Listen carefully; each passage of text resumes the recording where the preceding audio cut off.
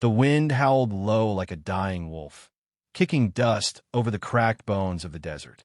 Silas Creed squinted into the heat shimmer, rifle slung over one shoulder, boot heels crunching across scorched gravel. The broken wagon lay like a carcass near the edge of Dead Horse Canyon, its wheels splintered and sagging in the red dirt. A child's whimper cut the silence. He stopped cold. From the shadows beneath the tilted wagon bed, 5 small figures stared back, wide eyes sunken with hunger, faces streaked in dust and fear. One of them, a boy no older than 10, held a stick like it meant something. Silas didn't move. Then he saw her, sprawled across the wagon bench, hair matted to her face, a blood-soaked cloth tied around her thigh.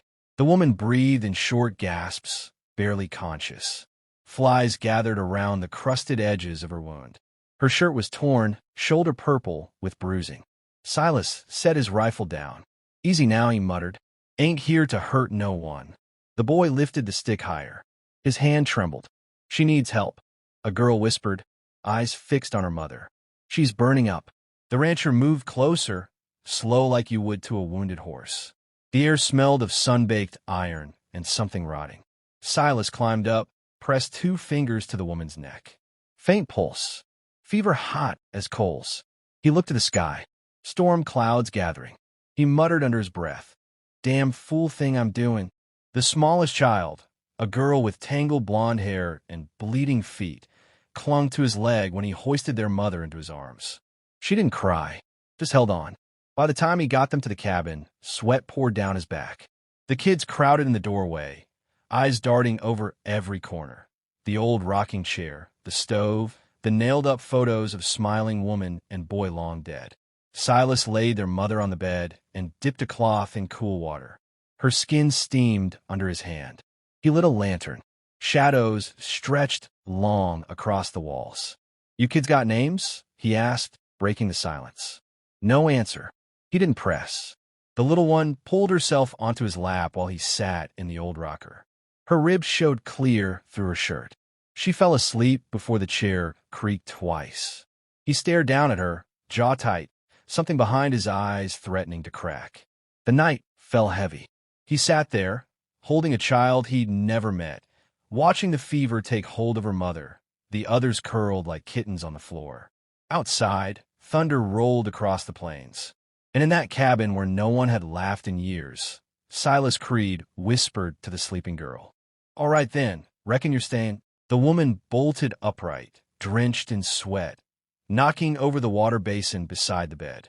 "Easy, easy now," Silas said, reaching to steady her. She recoiled like he'd struck her. "Where are they?" "My children. Safe. Sleeping." He stood back, hands raised. Her breath came in sharp bursts. Eyes darted to the door. "He'll find us." Silas nodded once. "Who?"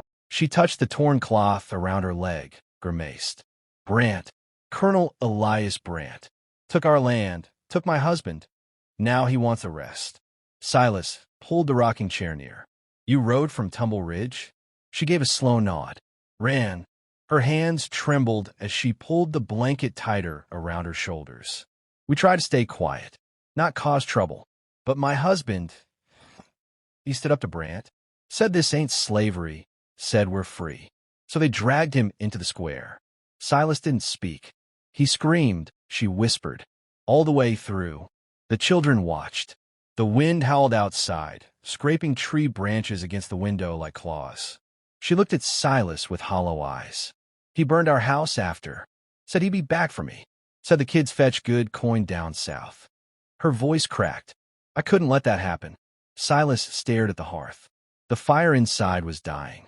"I ain't the praying kind," she said, her voice low. "But I prayed someone'd find us before we fell apart out there." "I didn't find you," he muttered. "You found me." Outside, a horse snorted. Silas rose, stepped to the window. His eyes narrowed. 3 riders on the ridge, silhouettes against the moon, watching. He unhooked the old rifle from above the mantel, ran his fingers along the barrel like greeting an old friend. "Told myself I buried this life. Deep."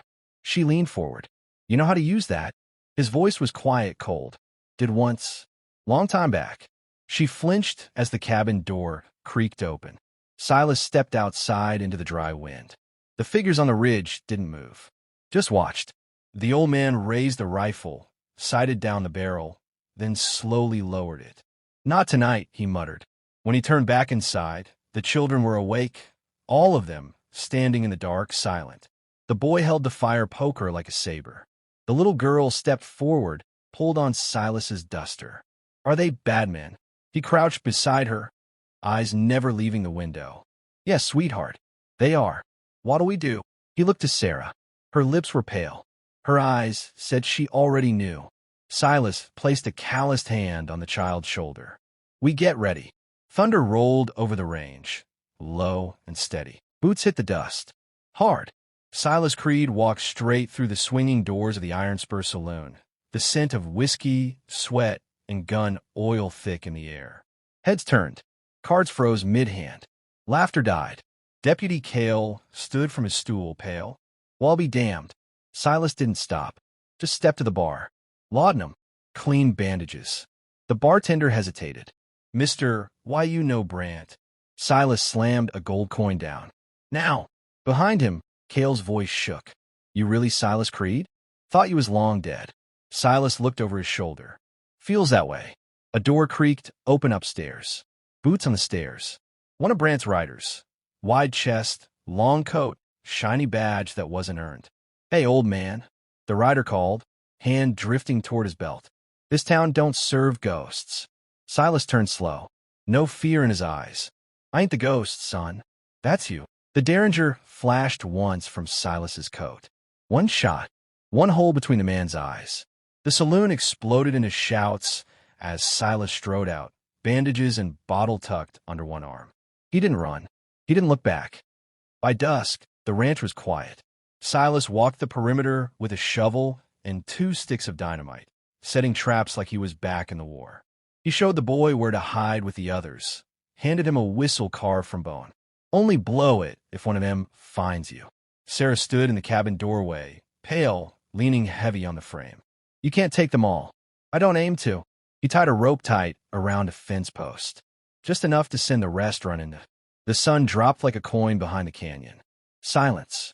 Then the thunder of hooves. 12 men rode in, torches high. Colonel Elias Brant sat atop a black stallion, his long gray coat fluttering. "I come for what's mine." Silas stepped into the open, rifle resting on his shoulder. Brant laughed. 1 man against 12?